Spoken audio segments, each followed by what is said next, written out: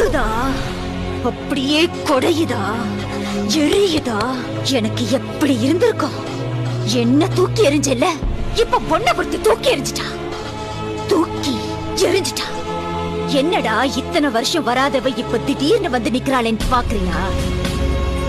நான் உன்னை லவ் பண்ணி நீ எப்படி என்ன தூக்கி எறிஞ்சியோ அதே மாதிரி நீ ஒருத்திய லவ் பண்ணி அவ உன்னை தூக்கி எறியணும் தானே இத்தனை நாளா வெயிட் பண்ண. நான் தான் உன் காதல பிரிக்கணும்னு நினைச்சேன். ஆனா அவளே உன்னை சின்ன பையன் சொல்லி வேணாண்டா. ஆக்சுவலி அவளுக்கு தான் நான் தேங்க்ஸ் சொல்லணும்.